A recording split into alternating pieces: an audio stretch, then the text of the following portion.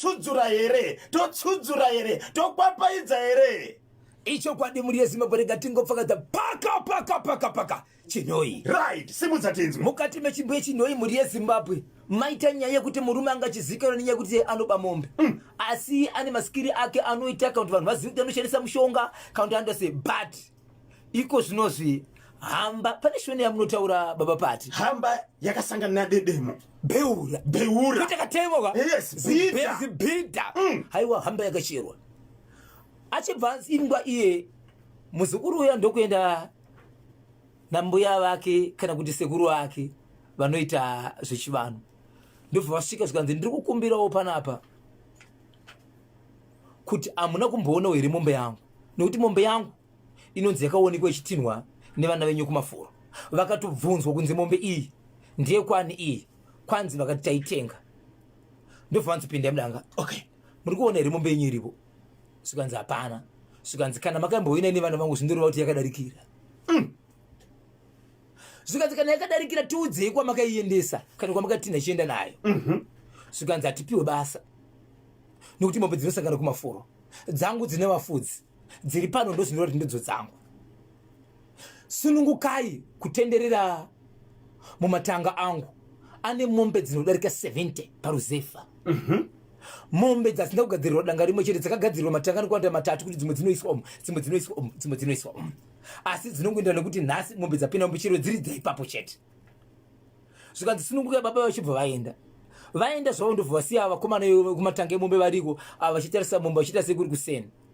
But nyaya yakazonetsa ndiye kudai munhu anova ndiye akanga aine muzukuru akabirwa mombe wacho wanga ari mukati mekutenderera naye akaita chishamiso kuvakomana vanochengeta apa.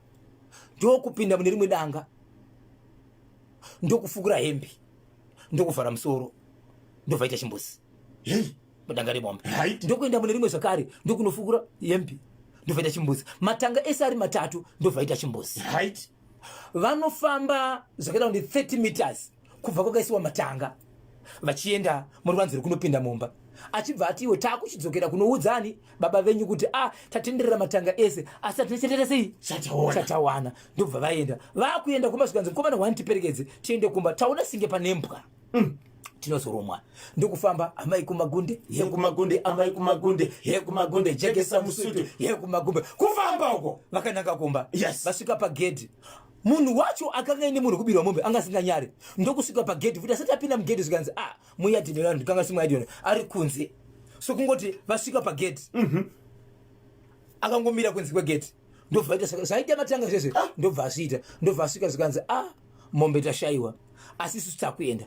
Asi shoko rangu nderekuti ndiri kuti kana kuri kuti ndime muri kuziva mombe kune mombe kwairi zvisinei nekuti haimo mudanga mungave makaiuraya makadya nyama, mungave makaitengesa kana kuiendesa kune imwe nzvimbo, asi kana zvose zvandiri kutaura izvi zvakaitwa nemi nhasi kana chiri chipiri ndinokupai mazuva 3 pane zvamakaita zvese munofanira kuuya muzotaura kuti takauraya takadya kana takatengesa. Kana pasina izvozvo, kana muine dzimwe mombe dzisiri dzenyu dzingave dzokuba kana dzamakaona nzira isiri iyo hokoyo adzari ndobva vaenda.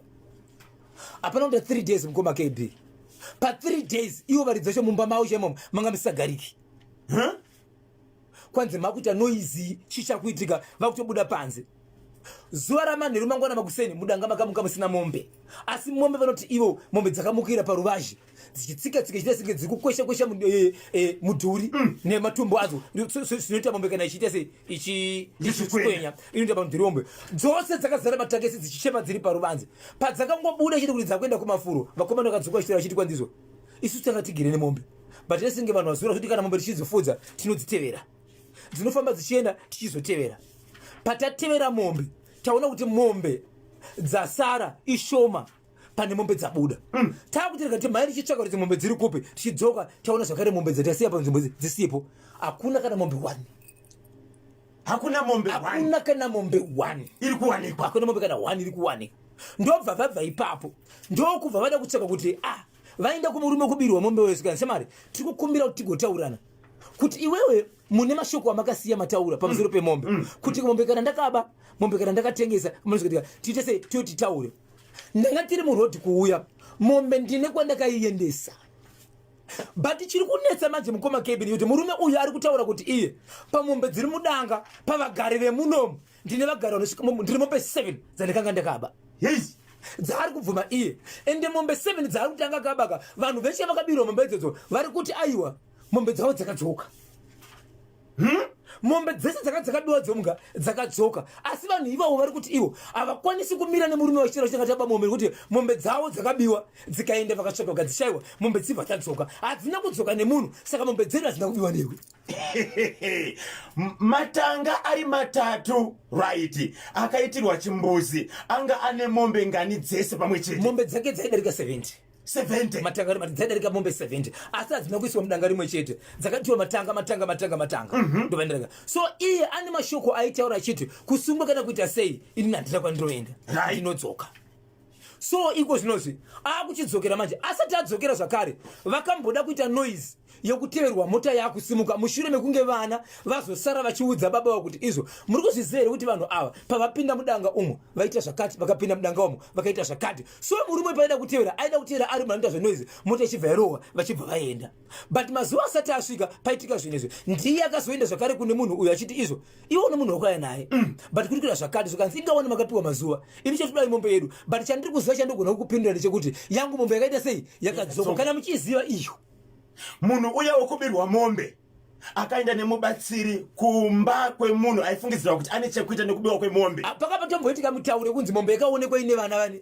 vemunhu iye saka mombe yakadzoka ende sofa pane matanga nokonda 7 mombe dziri kuonda 7 dzakange dzabiwa pamombe 7 dzakange dzabiwa dzisingaonekwe dzakaonekwa vadzosari kuti dzakadzoka mushure mekutaura iye achiti kwakati ndakaba mombe ndinoda kutaura nevanhu ivavo achidzokera kwese ikoko vanhu ikoko vari kuti izvo mombe takabirwa zvechokwadi asi isusu yedu yangoita 3 months yangu yakaita 2 months yangu yanga ine 4 days but mombe dzedu takatsvaka tikadzishayiwa asi inini yangu yakadzoka asi kudzoka kwayakaita haina kuya nechi haina kuya nemunhu saka kuti nditi ndimi makaba mombe imhosva kwandiri andambokubatai andikwanisi kutaura nemi ya pakaipa ko dzake iye right murume uyu dzichiri mwere mudanga hapana mombe iripa munakada mombe imwe chete matanga ese amunakana mombe 1 so vanhu havachazivi zvakare kuti mombe idzi dzanga dziri dzekubayira kana dzanga dziri dzekuba dzakadzokera asi vakasiya vaudzwa kunze kana manga makatora muchadzokera pasi dai madzora mombe yedu imwe chete munhu akaita chimbuzi matanga pamwe chete nepagedhi ndiani mubatsire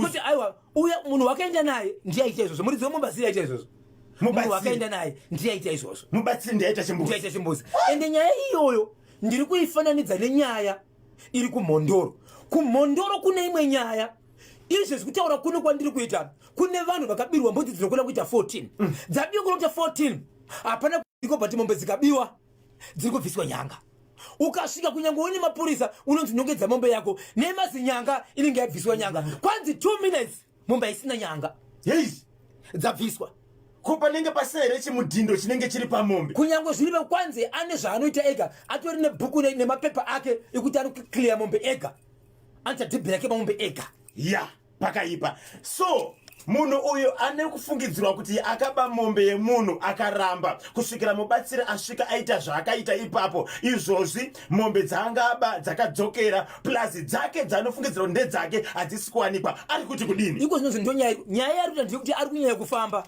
kuenda kumba kuya kune vanhu vakauya pamba achiti shamari ndiri kukumbira nekuti ndine mashoko akasiya taurwa paya kunzi taura zvakati zvakati nekuti mucharudza zvese ndiri kuona izvo chokwadi kuti mudanga mangu hamuchisina mombe tingaita sei kuti tisvike kumunhu wakauya naye kana kuti iwewe ndionoziva zvakaitika kati ini handina chandinoziva munhu uyo itomuri hama yangu yandakafamba nayo ichiva kuzondibatsira nekuti handingaindi kunotsvaga mombe yangu yakabiwa ndiri ndega ndogona kusvika ndichirwisa zvaida kuitika paya right mubatsiri uyu akaenda nemunhu angabirwa mombe mubatsiri rudzi munhukadzi zvakaitika nguva izvaakaita zvokuti anoitira chimbuzi mudanga even pagedhi kumapasi 8 dzokuseni matanga asati avhurirwa amai matanga asati avhurirwa Baba Isabel. kumapasi 8 kuseri vakatosvika vachiti emweya vange tita kusvika mombe dziri mumatanga Right. tasvika dziri mumatanga kana mombe dzedu dziripo tichaita sei tichadziona wanika haina kutowanika mombe imomo amiri kuti dzinenge dzichiiswa kupi 0713938538 0713938538 munoti kudiniko nai wadiwa vateereri neichi chiri kubva kupi ichinoire Chinhoyi. ya pakaipa regai katimbonzwa kambo kanotevera then tozonzwa kamashoko kubva kuvasawira vedu vebhovanzi diesel services kune avo vese vanenge vachida kamadiesel injector pumps pamwe chete nemainjectors acho emotikari dzese dzinosanganisira kadzediesel pamwe chete nepetrol aiwaka shasha dzacho dziri muno mustudio rambai makabata pachimuti ipapo 2 minutes past 11